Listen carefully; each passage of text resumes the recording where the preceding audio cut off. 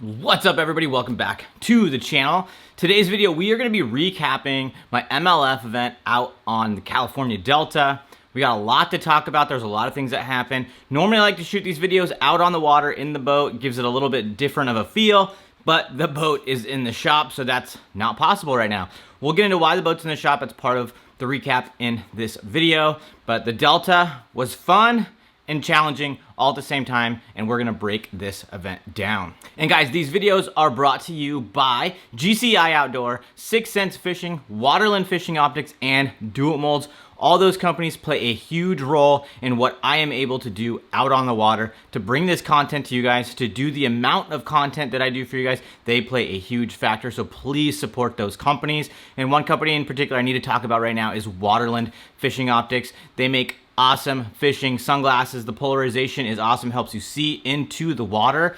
They have a bunch of new frames. They have women's frames, they have men's frames, different lens colors, different frame colors, multiple different frame styles. They got awesome apparel as well. So head over to waterlandco.com and use my discount code LUNA15. It's going to save you 15% off. They also have free shipping if you spend a certain amount. So head over to their website. It's waterlandco.com. Use discount code LUNA15. It's going to save you 15% off, and it's going to give me credit for that sale. So make sure to use that code. And guys, you're going to love the sunglasses. I've heard a ton of good things about them from people that have bought them, and I love them myself. So guys, what I like to do in these videos is I like to go through practice because it gives you a little bit of a background as to why I make some of the decisions that I make in the actual event itself. So on the first day of practice, it was all about wind, guys. It was super windy out there. Like my clothes were blowing like crazy. You could basically see the outline of my legs because my pants were blowing in the wind so hard. I was able to catch a few fish, pretty much had to do the reaction bait thing. Otherwise, you know, you just couldn't feel anything. If you tried to throw a stick worm out there, it was just gonna blow away in the current and in that wind. You weren't gonna be able to cast it. So it was pretty much all you could do was throw reaction baits like a chatterbait or a crankbait or something like that. I ended up snagging a big one on a jerkbait. It was actually a striper. It wasn't a big largemouth or anything like that, but I caught a big striper on a jerkbait, snagged it in the back. I thought it was an absolute tank. It was a big one, but it felt a lot bigger because I snagged it. But overall, the chatterbait was kind of the deal. And when you show up to these lakes for the first time, even though I've been to the Delta in the past, it's been a couple years since I had been up there. That place changes all the time. Some areas are going to have clean water. Some areas are going to have dirty water. Some areas are going to have really clean, crisp grass. Some areas aren't. Sometimes they spray to kill some of that grass. So it just really depends on certain areas, and you have to just figure it out. I didn't have any inside information on where to go or anything like that, so I had to start eliminating areas essentially. Even though I caught some fish in those areas, they weren't the right quality. There was a lot of slime and stuff like that in the grass, so I knew that those weren't areas that I was most likely gonna fish in. Now, if I got big bites or something like that and I had to deal with that slime and stuff like that, then I would have stayed in those areas. But in this case, I just didn't feel like that was the right area for me, so I knew I needed to keep looking around and find some different areas. And day 2 of practice was my absolute worst day that I had out on the water. I caught some fish, but I don't even know that I caught a keeper that day. Like, I was literally catching fish this big. It was pretty ridiculous. If I go to the Delta, I'm not expecting to catch fish that big. Or if I am, there's gonna be some decent fish mixed in. The one thing about the Delta is you can always tell that they have a good fish population from the small ones through those big ones, so they have nice generations of fish going throughout. Because if you're catching little fish like this, that means there's a nice population of fish that are going to be growing and getting into those big largemouth that you're used to catching out on the Delta. So those are always out there. You're always going to catch some of those little ones, but usually you're going to catch some big fish along the way as well. Day 2, no big fish. Day 2 was a struggle, and it actually, I don't know if it was because I was tired or not, but I had mentally just had to stop fishing. I got off the water earlier than I normally would because I mentally just couldn't figure out what I wanted to do, and I knew I just needed to stop because I wasn't accomplishing anything, get a good night's sleep, and start over on the next day of practice. I got off the water, and then we finally made it over to our Airbnb that we were going to be staying at for the remainder of the event. And I think it was the right decision because I woke up fresh, got out there on day 3, and that's when we really started putting things together. So day 3 of practice rolls around. I went fishing with Brian. He was one of the guys that was staying at our Airbnb, and we started catching fish. One of the biggest fish that I caught in the entire event was caught on day 3 on a buzzbait. It's throwing the Do It Molds buzzbait that I make myself with a trailer that I make myself with my Do It Molds as well.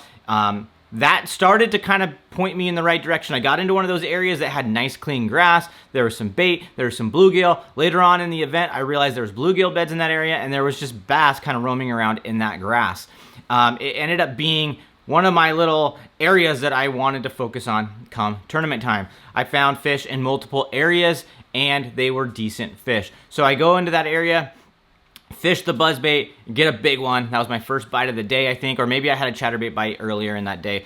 But nevertheless, the first fish I caught that day was that big buzzbait fish. Fishing around, we catch another buzzbait fish, catch some chatterbait fish, and I had a big one come off right at the boat. I was trying to boat flip it, hook came out, and that fish went back in the water, swam away. But it was a good one. We were able to see it. Literally, the fish came off right at the boat. So we had this little area where I had two really good bites, two good quality tournament bites that you're happy to have in your sack at the end of the day. So come day 4 of practice, I knew that the chatterbait and the buzzbait were the deal. I didn't want to overfish any of those, but I needed to find more areas because I wanted to be able to run and gut and try to run with those tides and try to fish the best tidal areas that I could. So basically a certain amount of water over the grass or a certain amount of water up into the shallower parts of the lake. It's a little bit hard to do if you're not used to fishing out there, but I was going to try to do it because that's a lot of the ways that the guys that do really well out there fish. I needed a little bit of water over those fish's head in order for me to get bites, so I wanted to maximize my time with some of that higher tide. And we're driving around and I just find the spot that looks right to me. We pull up on it and then I catch another one on the buzzbait. It's probably around 6 pounds. 5 pounds, 6 pounds, something like that. It was definitely a good quality fish. I was able to kind of decide to put the buzzbait down. I knew the buzzbait was going to be a factor, so why continue to fish it? As I was driving around, I was marking different areas that looked right for the buzzbait, so I knew that come tournament day, the buzzbait was going to be my main thing, and I was really counting on it to produce some big bites like it had in practice. So going into day 1 of the event, I was super optimistic about this tournament. I was optimistic. I found some quality fish in practice. I felt like that buzzbait was going to be the deal. I kind of felt like the buzzbait should have gotten better as the event went on because we're getting into that topwater season. Those fish, the water's warming up, everything like that, so why would it go away? I felt like the chatterbait was definitely going to play a factor as well, but I needed to catch my fish relatively early with that water up because that water was going to be going out during the event, so I was going to be on lower tide as the day went on. So I was really hoping that I could get some of those bites early on the buzzbait. Things did not come together for me. I ended up catching some fish, but I couldn't get that big bite.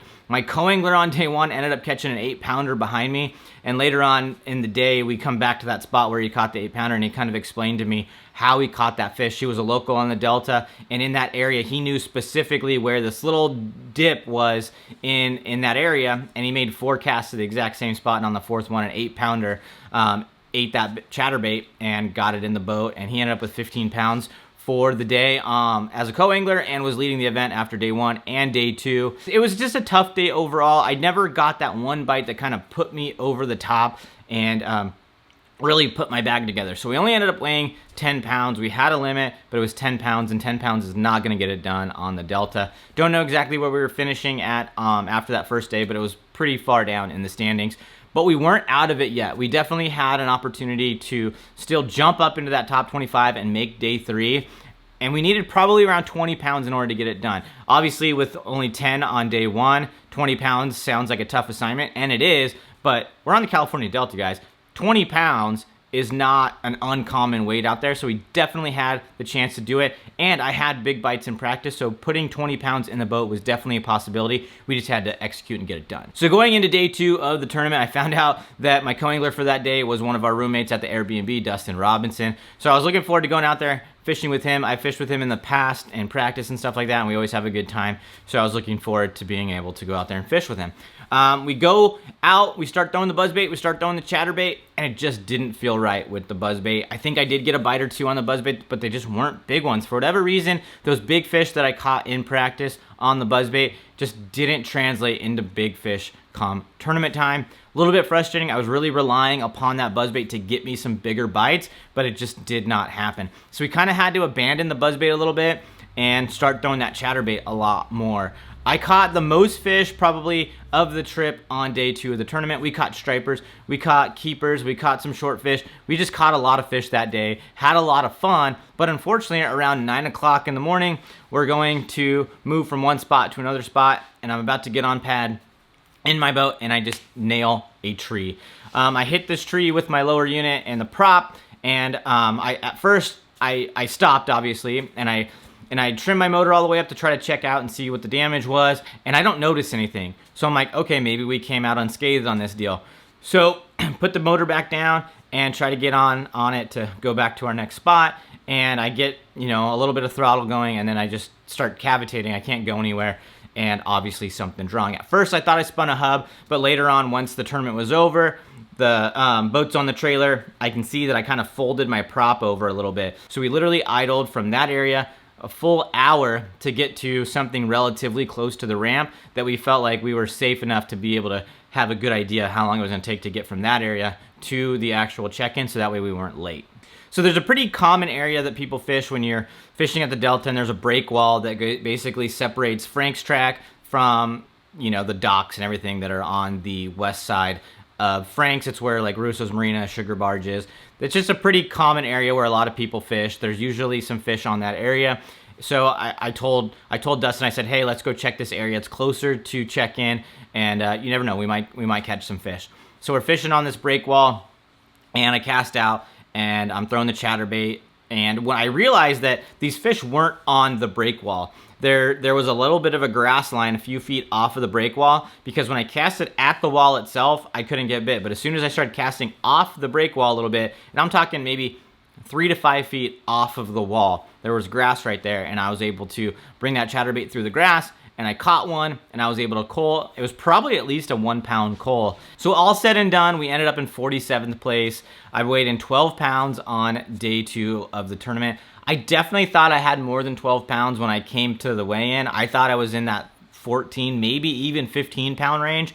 I don't know if it was because I caught some of those bigger fish later on in the day that I forgot how small some of the ones that I had earlier in the morning were, but I definitely overestimated the weight that I had. I definitely thought I had 14, 15 pounds. Knew that it wasn't going to be enough to get me into the top 25 to fish on day 3, but I felt like I had a decent day out there, and then it comes to weigh-in, and we go in there, and I weighed 12 pounds, and I thought that that was light for what I thought I had in the bag, but it is what it is. The scales don't lie, so I ended up weighing 12 pounds. So guys, after this tournament, I ended up taking the boat to Last Chance Performance Marine, took the prop down to the prop shop, and I found out that my prop can't be repaired, and I bent the prop shaft in my lower unit. So we might be out of a boat pretty much all summer. Right now, it's looking like it's gonna take up to about 2 months to get my boat back fixed because we're waiting on parts. Prop shaft might be coming from Japan, so that's frustrating. So we might have a lot of videos out here in the garage making tackle, doing some how-to stuff. We're still bringing content your way. I might have to go do some short trips or try to jump on some of my buddies' boats, but we're gonna figure out how to make some content and try to make some content that's gonna be valuable to you guys, even though we may not have the boat to get out on the water. Hopefully we're able to figure something out to get my boat back sooner, because I do not wanna be out of my boat for 2 months. That will drive me crazy. But big thank you to GCI Outdoor, 6th Sense Fishing, Waterland Fishing Optics, and Do It Molds for sponsoring me this year and making it possible for me to be out there and compete in these events. Another couple sponsors that are very important to me are Buck and Bass and Last Chance Performance Marine. Guys, Last Chance Performance Marine always keeps me out on the water. They do everything they can in order to get my boat back to me as quickly as possible. Like when I had the issue out at Clear Lake, I was able to take my boat into the shop to have them check everything out, and then I was able to get it back within a few days in order to take my trip out with my family out to Lake Havasu. In this case, there's really nothing they can do. If the parts aren't available and they got to get it shipped in from Japan, there's not much that they can do about that. But I know that they're trying to do everything they can to get me back out on the water as soon as possible. So if you're in Southern California area, Arizona, there's guys that buy boats from them, from Utah, Northern California. Go check out Last Chance Performance Marine. If you go there, please let them know that I sent you. So guys, I will see you in the next video, and I hope you guys are out there catching fish. See ya.